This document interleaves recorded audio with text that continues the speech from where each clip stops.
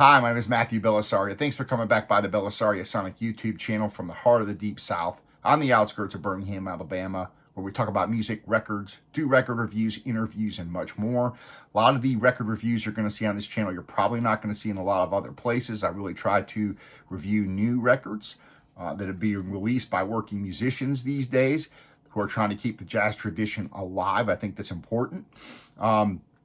A lot of interviews coming up, so please stay tuned. I usually drop those on Sundays. I'm starting to break those up into multiple parts to make them a little more digestible for people.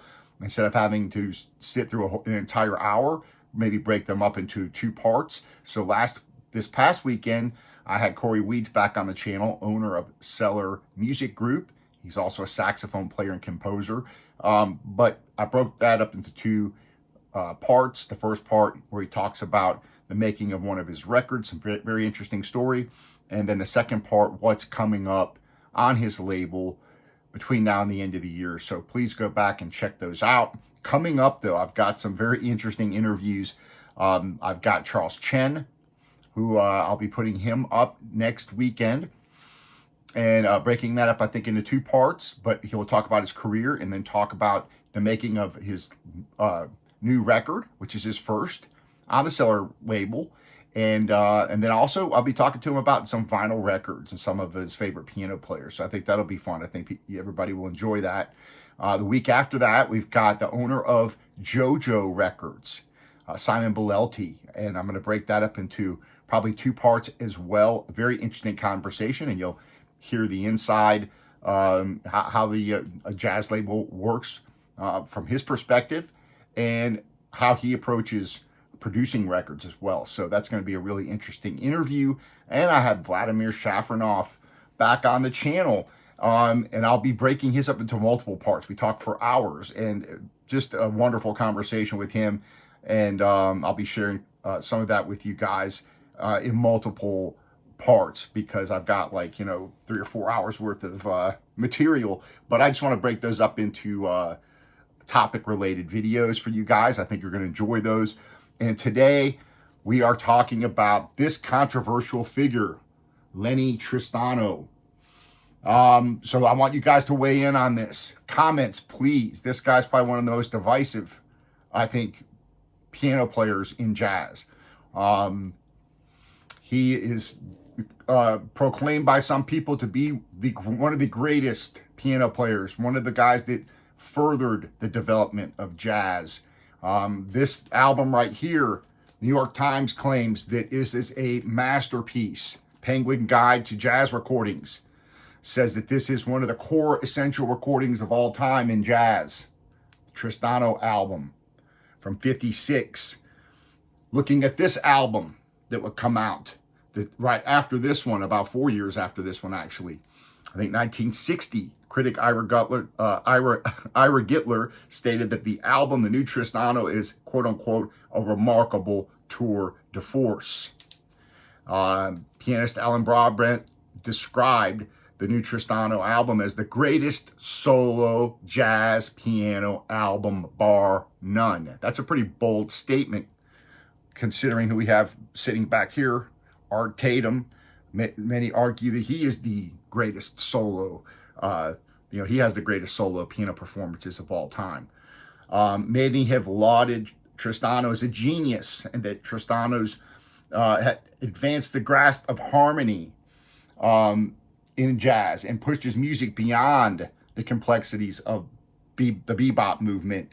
And many say he was the catalyst to avant-garde and free jazz. Well, I'm here to question these claims. I bought these 2 albums yesterday at the I'm putting this video out, I think, on Friday, so this would have been last Saturday. I bought these 2 records in the record store.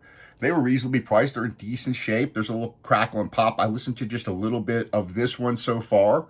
I'm not very familiar with either of these records, and I thought it would be very interesting to listen to these, some of the pieces on these that are claimed to be some of the best recorded.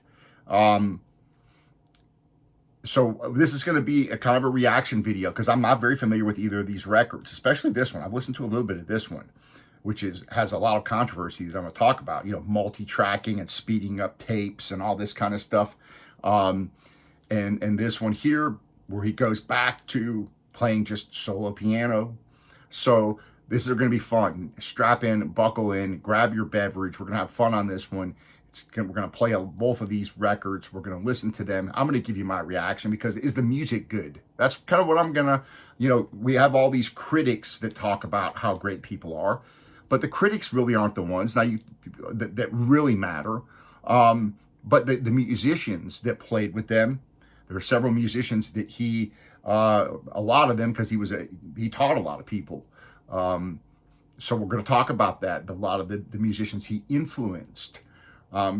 Does just because you influence people by your unique way of playing or educating, does that mean that the records are any good? Well, that's another story. And so, of course, everybody has their own opinion. That's what makes the internet fun. That's what makes these channels fun. I'm going to let you know whether I think these albums hit me. Do they hit me musically? Do they, give me any kind of an emotional reaction? Do they, how do they affect me when I listen to them? Well, that's kind of what matters. Do we enjoy listening to them? Are these records that you want to put on over and over again and listen to them? Or are they just one of these things like, wow, he did some really cool stuff there. These are, brilliant. He did some cool things on the piano that nobody did. And that's a cool listen. And it goes on the shelf and doesn't get listened to again. Is it one of those deals? So we're going to find out. So I'm going to be talking. This is, again, a little bit longer of a video. We're going to be putting the first one on here and listening to it, the Tristano album. And I'm going to go through a bit of a history of Lenny Tristano for you guys that are history buffs. And so you can learn a little bit about him as we listen to these records. So what I'm going to do, I think, is we're going to listen to a track off of the first one called Lineup. Now, let me go ahead and just give you a little background on this album. And then we're going to talk about the history, a little bit about his career, because it's pretty interesting. But this Tristano album, it's a 1956 album. So let me go ahead and pull this out and show you the record. And this one's in pretty good shape, and these were pretty reasonable. I think this one was like 15 bucks, and the other one was like $8, I believe. So I've already cleaned these off. I listened to a little bit of this one, and there's a little pop crackle here and there, but it's going to be fine for us to hear this. It's not terrible quality. So this is a 1956 release, recorded in 1955. This was very controversial because of its innovative use of technology. Tristano overdubbed piano, supposedly manipulated the tapes for effect on the first 4 tracks of the album, which we're going to listen to. The final 5 songs are concert recordings. I'm going to also listen to at least one of those, but I want to focus on the first 4 tracks on the first side of the record. According to Ira Gitler, in the Masters of Bebop, he said the overdubbing and tape speed manipulation on this album unleashed a furor, is what he says. Following the release of Lenny Tristano, the usage of multi-tracking and tape speed was widely questioned and criticized on the songs Lineup, Turkish Mambo, and East 32nd. We're going to listen to all those. In the case of the Turkish Mambo, Tristano played 3 separate and conflicting piano tracks with left-handed rhythms of 5, 6, and 7 beats beneath the right-hand improvisation. Tristano made specific reference to that song in defending his choice, stating that if I do multiple tapes, I do not feel I'm a phony. Therefore, the Turkish Mambo, there's no other way I could do it so that I could get the rhythms together the way I feel them. On the question of tape speed, he added, if people want to think I speeded up the piano on Lineup in East 32nd, I don't care. What I care about is the result sounded good to me. So we're going to put it on and check it out because it's pretty interesting. I think, that this guy's using technology here, 1959, still pretty early. People weren't doing this kind of stuff. He actually started doing some of these things earlier, as far as like overdubbing. But speeding up the tapes and things like that, quite a novelty, and jazz purists were pissed about it, apparently. So anybody out there that knows more about it, leave your comments. This is a fun video to where everybody can weigh in. So we're going to go ahead and put this on. We're going to listen to Lineup. And yeah, let's listen to Lineup first. And I'll give you my reaction. Then maybe we'll drop on those other two tunes so that we can hear what the big controversy was about. I'm going to play it on the Fluence RT85 with the Ortofon Blue going into a Shipmoney preamp into my Yamaha HS8 speakers. Also good news, I finally pulled the trigger on a used SACD player. So I'm going to be doing some reviews and comparisons. Okay, this is the tune, one of them that was very controversial. Again, it's not a perfect record. You got a little surface noise, but that's okay.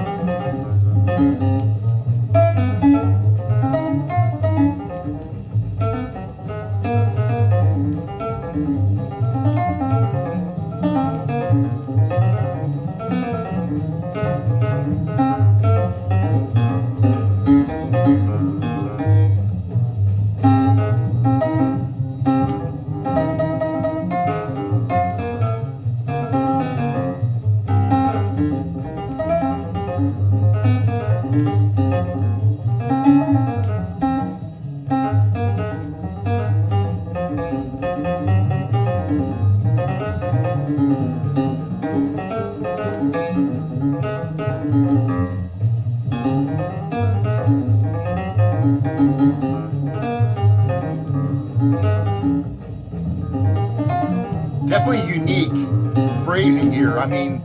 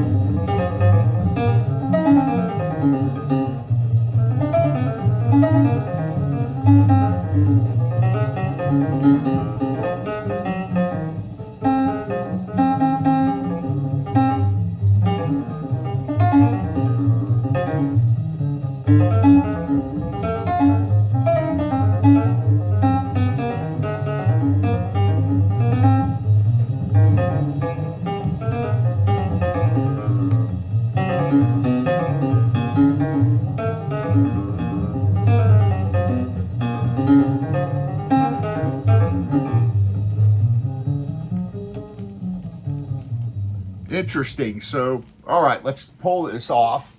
Let's talk about this, what we just heard. So you have a bass player on here, Peter Ind.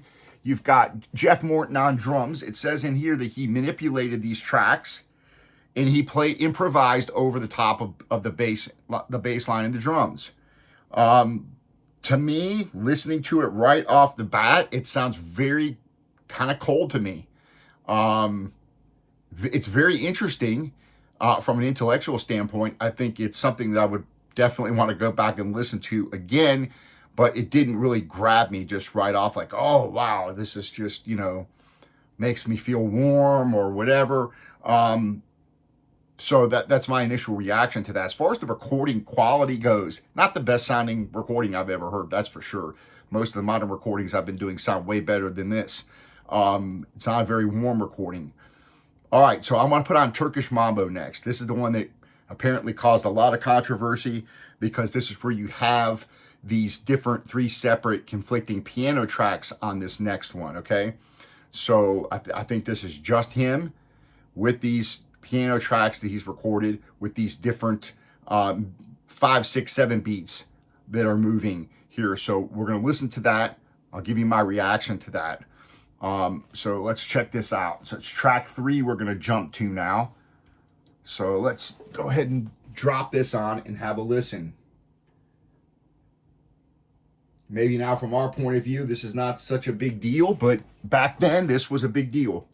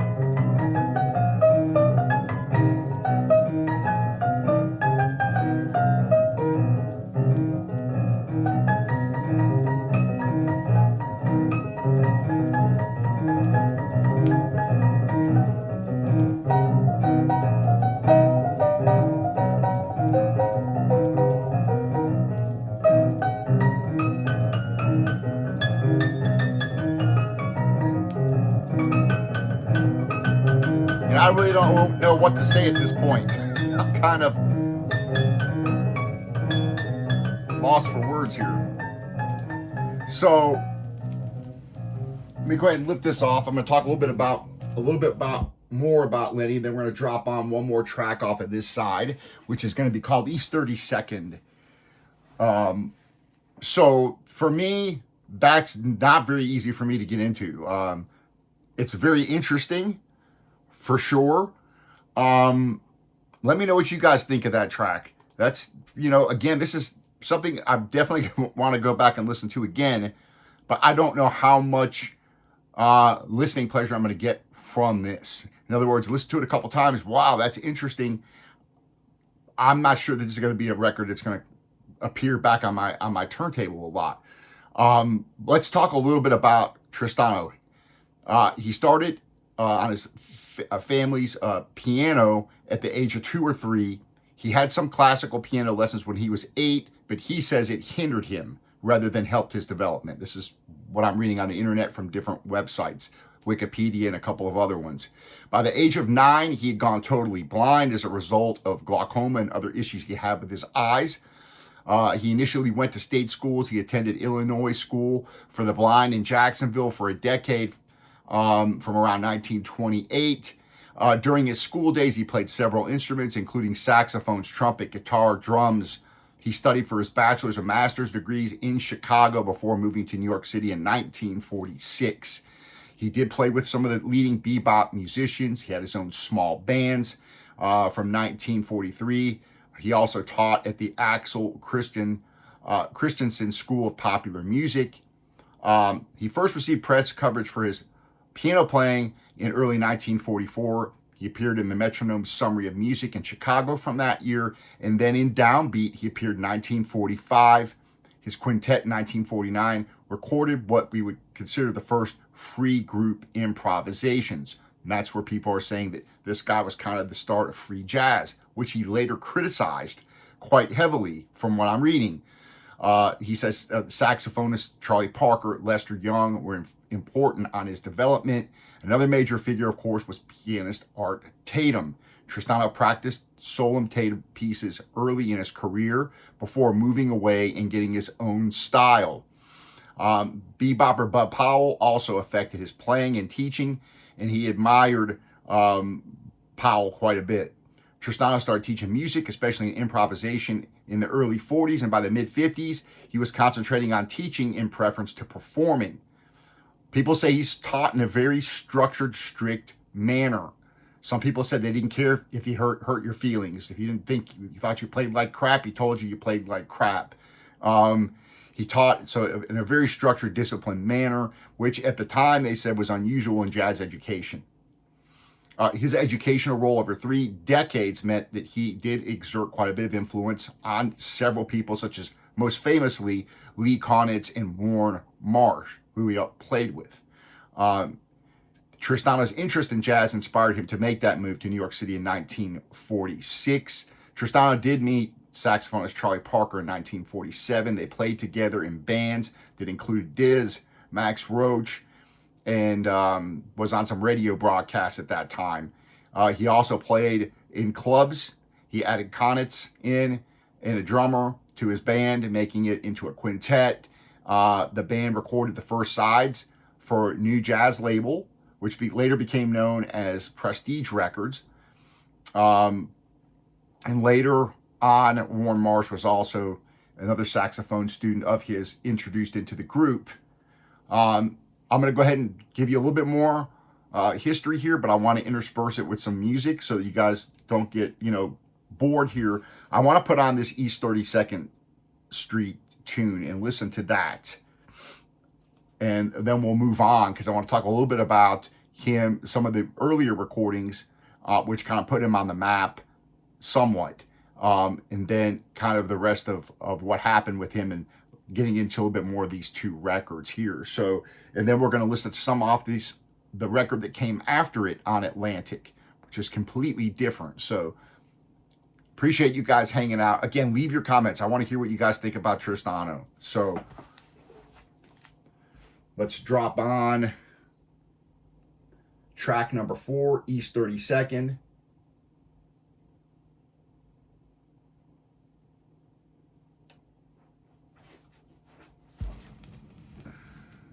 All right.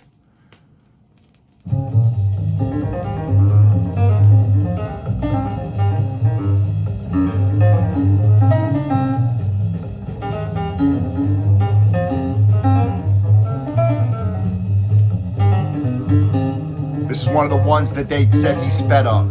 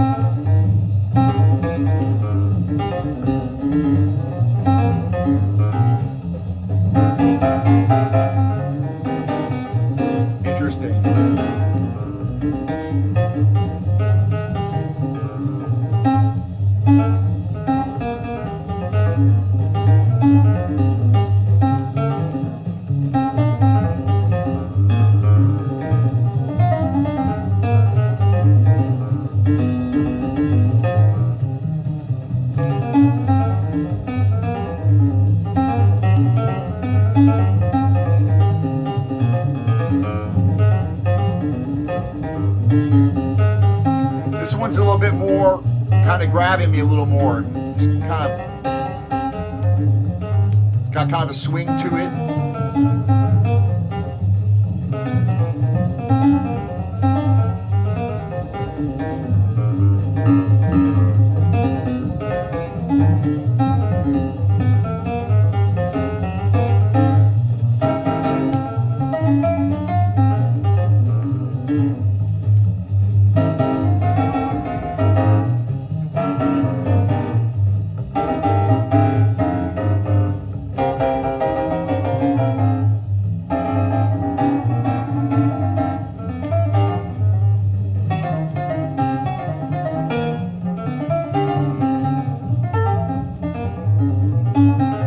That's pretty cool.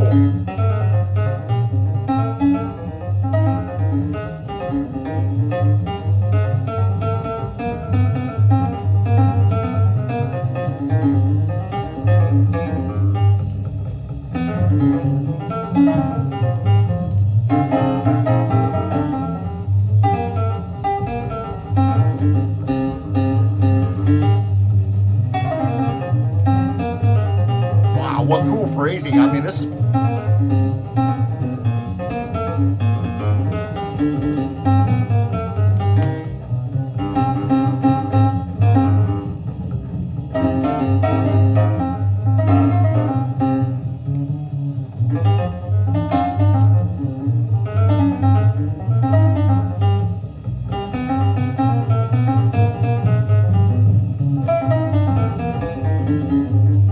Again, this one's called East 32nd, track 4. This is my favorite track so far.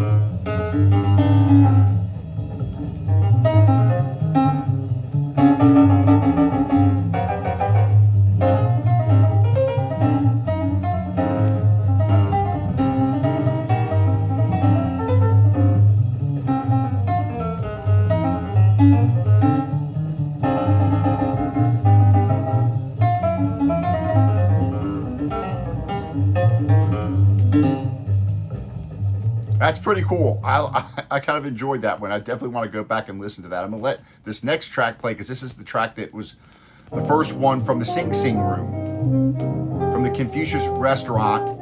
Here you've got Lee Konitz, Gene Ramey on bass, and Art Taylor on drums. This is completely different now. Live recording in a trio setting.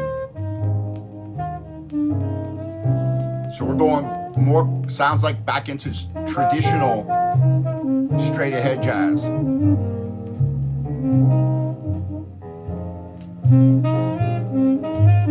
This one's called These Foolish Things.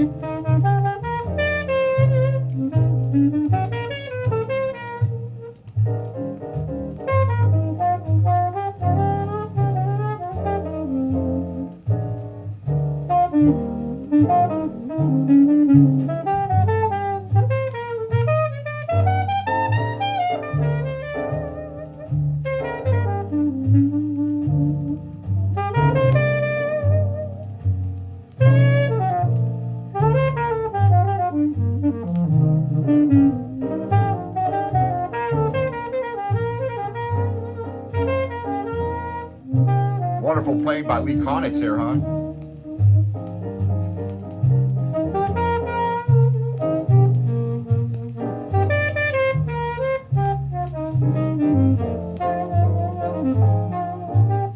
Again, this is a live recording for the Sing Sing Room Confucius Restaurant, June 11th, 1955 in New York.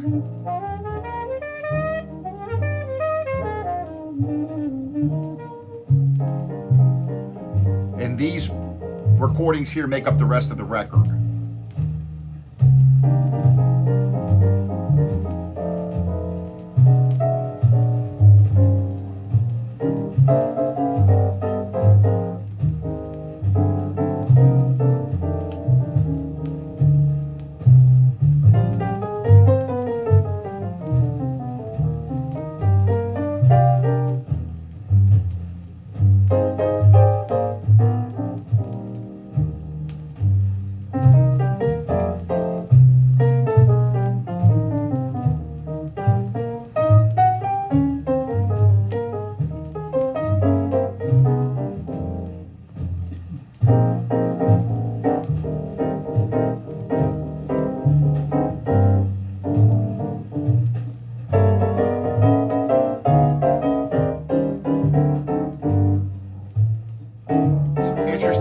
phrasing. He's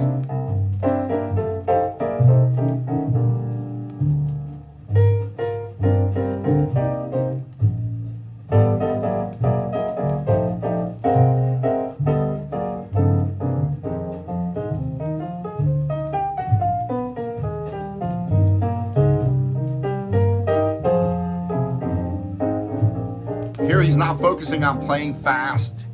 He's really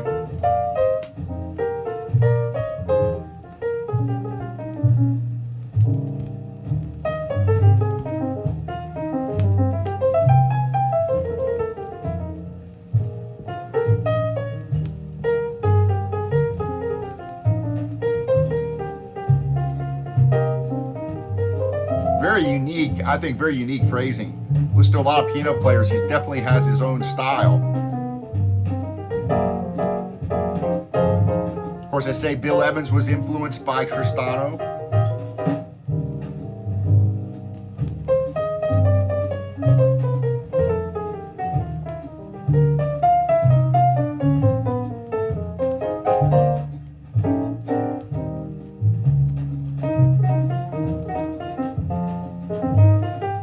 I'm digging this, so I think that the rest of this album, you know, you got These Foolish Things, which is this one. You have You Go to My Head on there, Ghost of a Chance, All the Things You Are. I'm interested to hear how that sounds. Maybe I'll play that one next.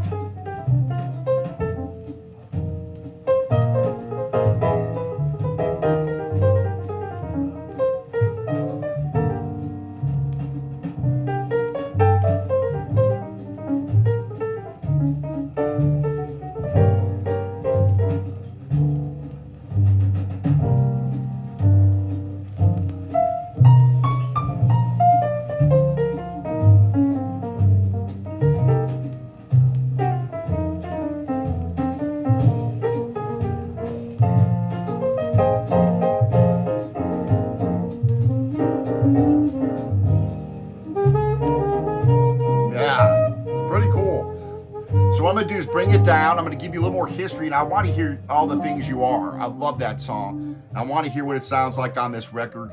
So I'm going to bring this down, give you a little more history. We're going to listen to All the Things You Are, and then we're going to move on to the next record. So I appreciate you guys hanging out. Please leave your comments. Let me know what you think of Tristano's piano playing style, especially if you're a piano player out there. I want to hear from you. So please leave your comments. I'm really digging this. The last tune, I really like that East 32nd. The first two tunes just didn't strike me. They definitely are interesting and different, for sure.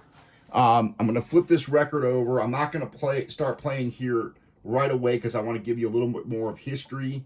And then I'm going to drop on and I want to hear All the Things You Are, which is just, of course, a great popular standard. So we got all the way up to the late 40s. And there's two recording sessions that proved to be significant for Tristano. 1949-50, you have those two albums I think called Wow and Cross Current. Some of the tracks that would be done are pretty unique. So they said that in reading about these they says that the sequence in which the musicians would join in the ensemble playing and the approximate timing of those entrances were all planned for these tracks. But nothing else, harmony, key, time signature, tempo, melody, or rhythm, was not prepared or set. Instead, the five musicians were held together by a contrapuntal interaction. Both tracks, such as Intuition and Digression, were praised by critics for being very inventive. Charlie Parker and even composer Aaron Copland said they were very impressed with those. Numerous other musicians at the time, however, jazz purists, thought that Tristano's music was emotionally cold, progressive, beyond necessity, and they predicted this would never go over with the public. It would be short-lived. Well, maybe that's partly true. And, you know, both sides, however, you know, are true. That this guy evidently still has a great influence on people. At the same time, is this guy publicly known as one of the greatest jazz piano players by most people that are just like jazz? Probably not.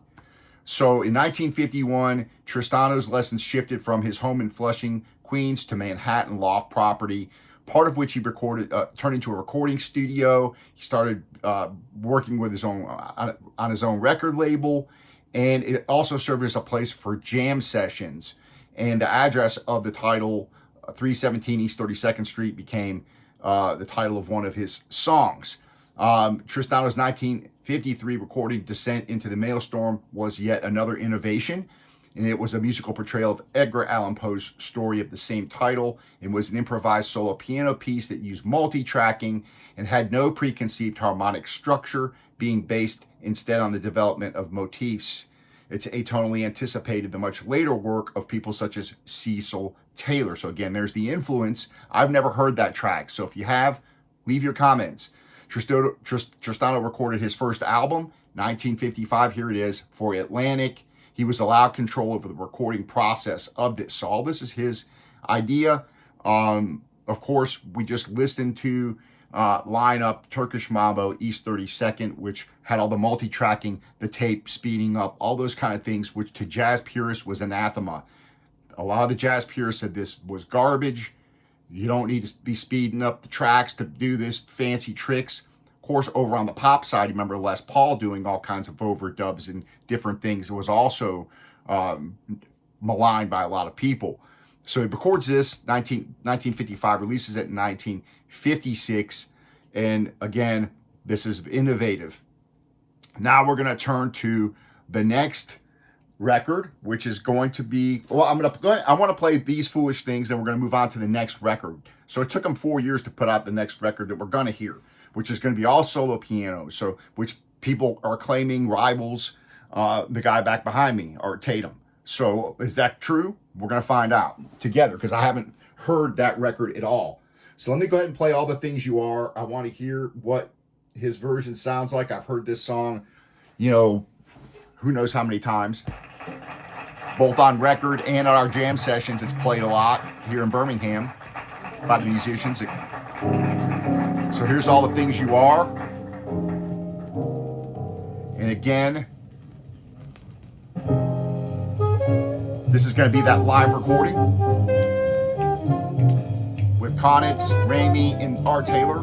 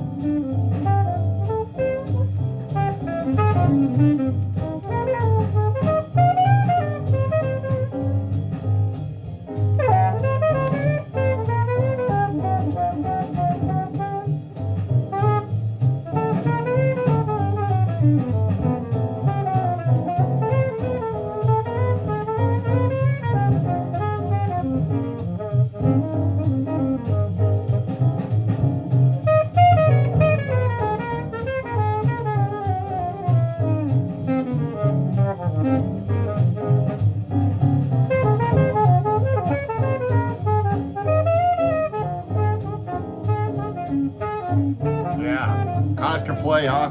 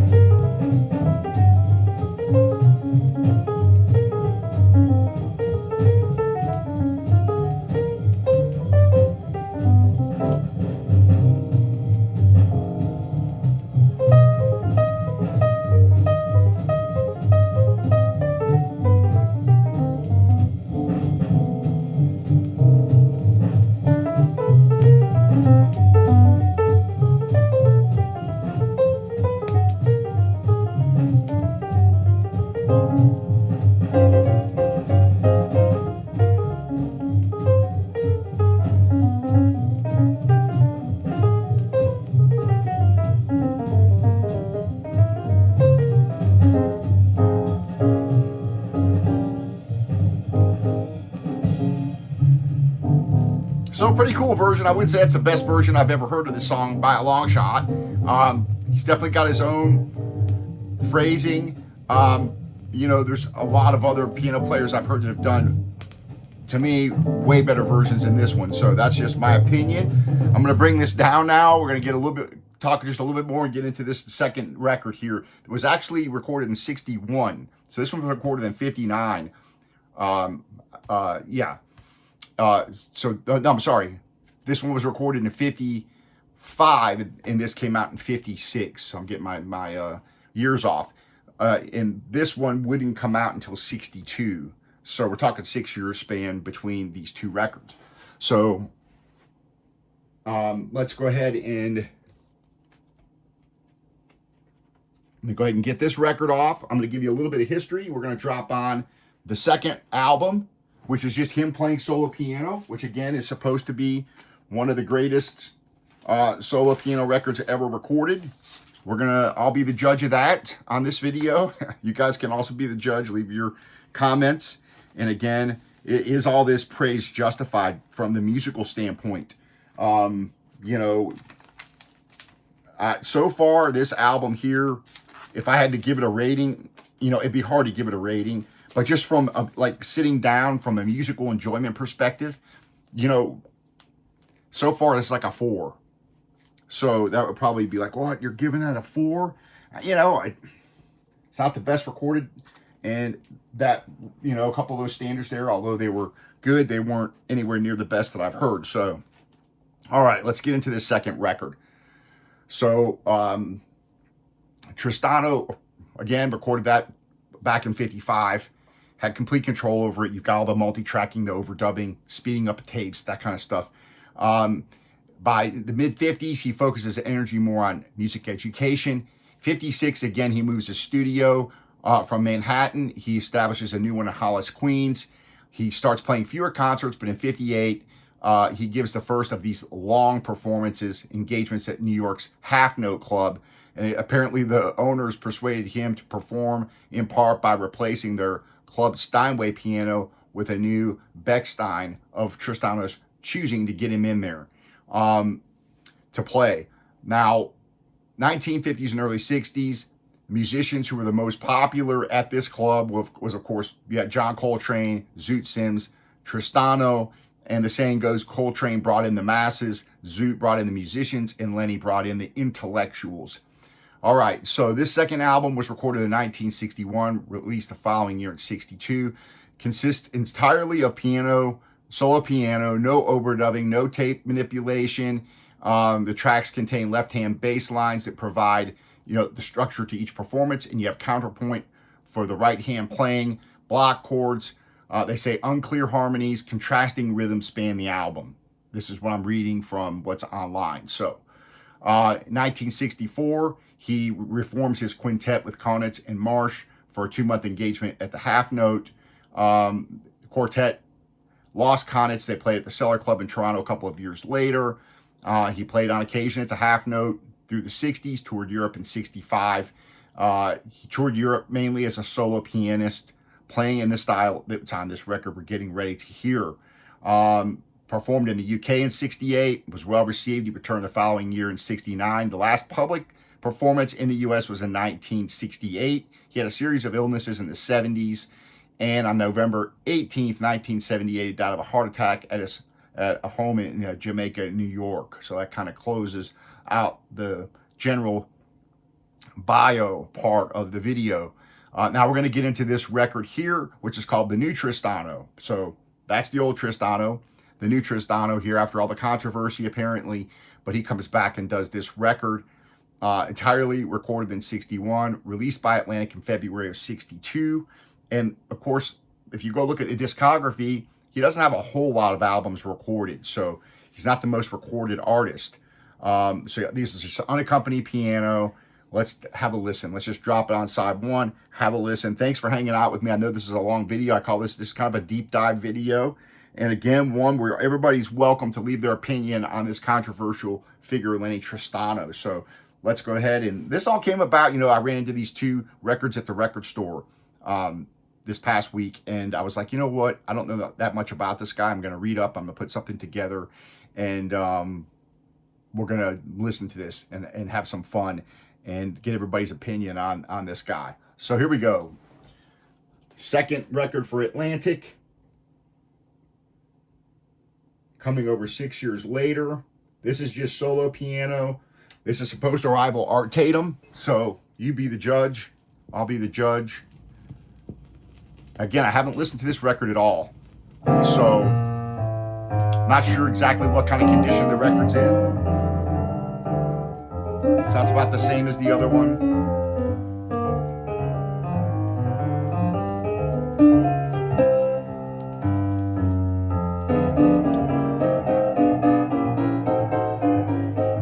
This is the album we're listening to.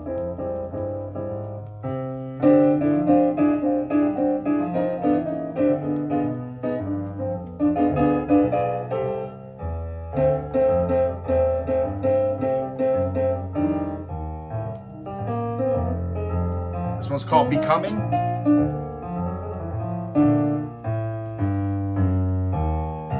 By Tristano and William Bauer.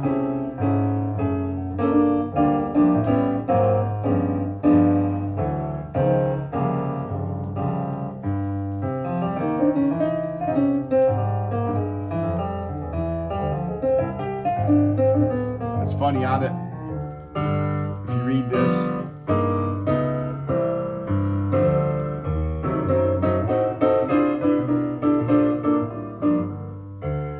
it's kind of funny. It says Lenny Tristano is heard on this LP is unaccompanied piano solos. No use is made of multi-tracking, overdubbing, or tape speeding on any selection. So they made it a point to put that on this record. Let me shut up so you can hear.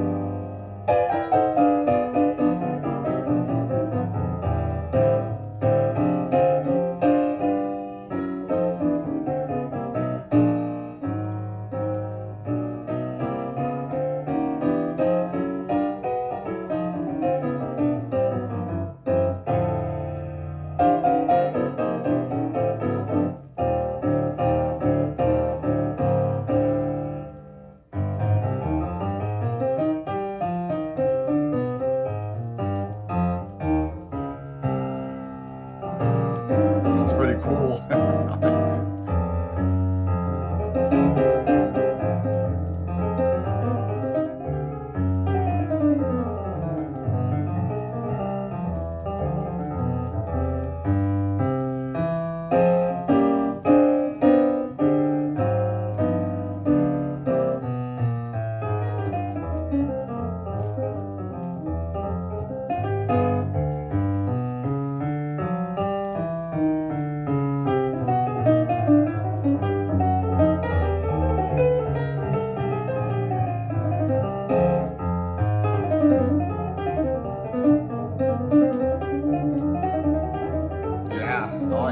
I must say, this is much more engaging to me.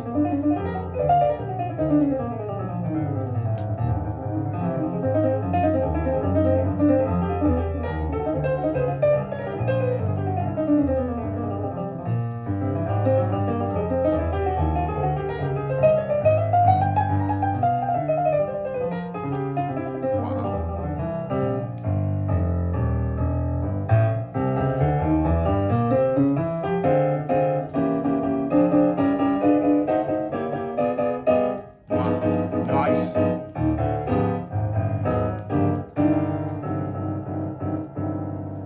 Wow, that's really cool. I really So this to me is already way more engaging than that other record.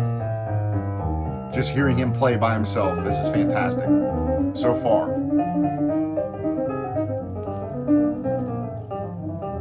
This one's called C Minor Complex. 6 out of the 7 tunes are his own, even though he's basing them on standards. His original tunes are based on standards.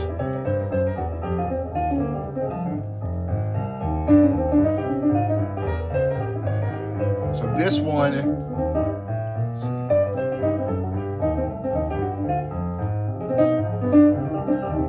This one's C Minor Complex.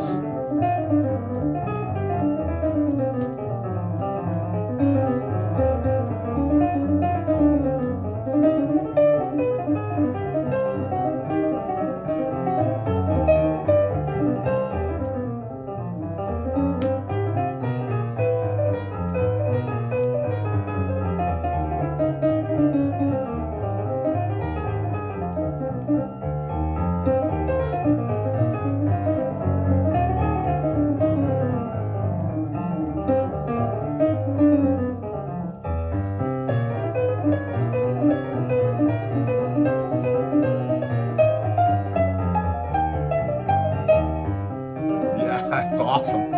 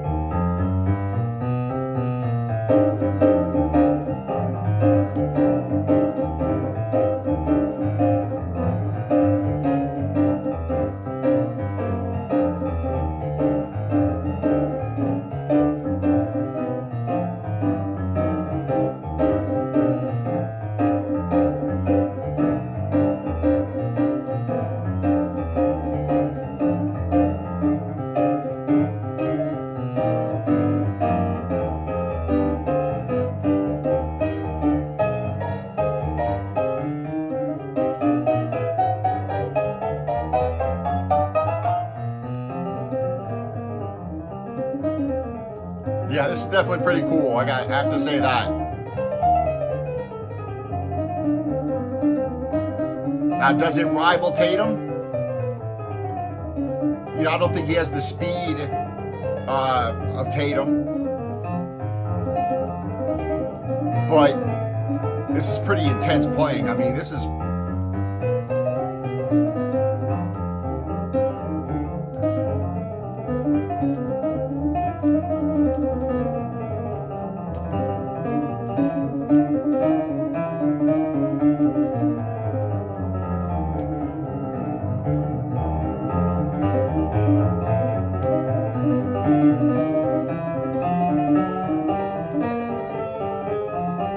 Yeah, this is pretty cool. So this is definitely, you know, I would listen to this over this one every time just based on these couple of songs.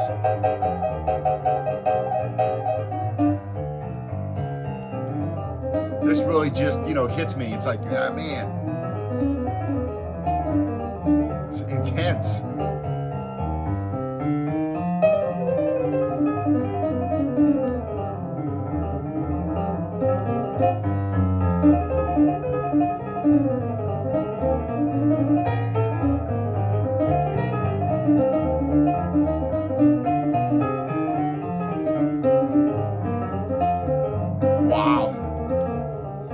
cool.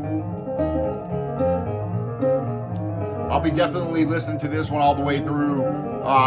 This video is almost an hour long, so I don't want to keep you guys. I want to hear your comments. Two completely different records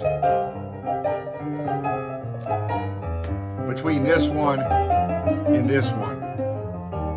So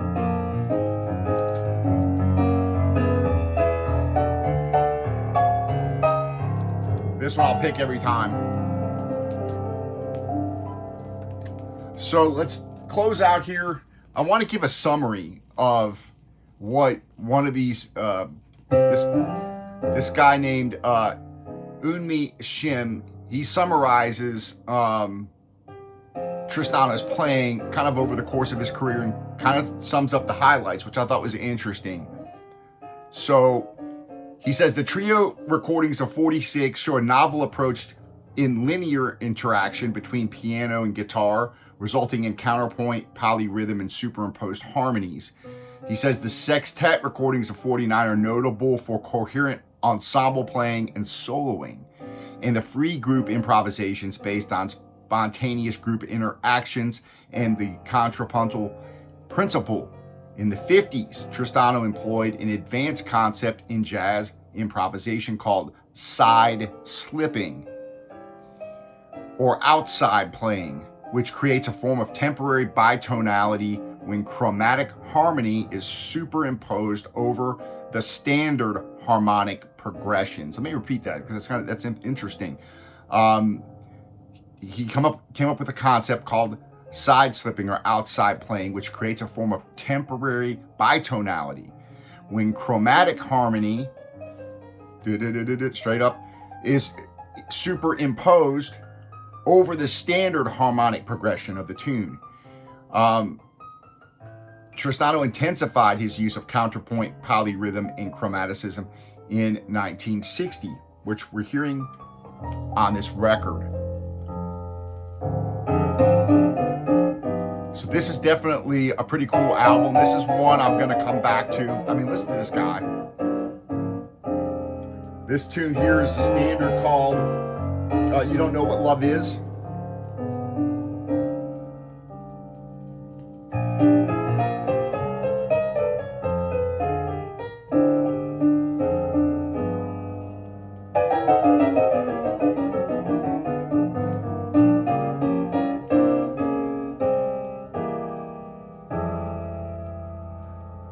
Wow. So there's no doubt this guy, deserves to be listened to. If I was just basing my judgments on that first record, I would be a little disappointed, as you saw when I listened to it. On the first record, those tunes with the multi-tracking and everything, the only one that really grabbed me was East 32nd. The standards that were recorded with the live recordings were okay, enjoyable, but they weren't the best recordings I've ever heard of. These Foolish Things, You Go to My Head. So for me, this album here, not nearly as engaging for me, not nearly as enjoyable as what this record is. So, if I were going to go out and pick a record to pick up by Tristano, based, picking between these two, I would definitely pick this one. So there you have it, folks. Leave your comments. I want to hear what you guys have to say. Any piano players out there, let me know what you think of this guy. And again, this is based on a limited listening experience of Tristano. I've only vaguely listened to him online a little bit before getting these two records. And you're pretty much seeing my reaction after getting these two records. So that's my deep dive into Lenny Tristano. Very controversial. They said kind of had again, somebody who was not afraid to tell you what he thought. Criticized the free jazz in the 60s, saying that it lacked musical logic. And he said he didn't like the negative expressions coming out of jazz in the 60s. And he said that there was a difference between playing with emotion and feeling. So that's something to think about there. He also complained about the commercialization of jazz. So I appreciate you guys joining me. We're at an hour, so I'm going to go ahead and sign off. Thank you for joining me. Subscribe if you like these videos. Share it with other people. Give the thumbs up. Most of all, leave your comments. I'd love to hear from you. I got a lot of new reviews coming up, a lot of new music. So stand by, and a lot more interviews. We'll talk to you later. Happy listening.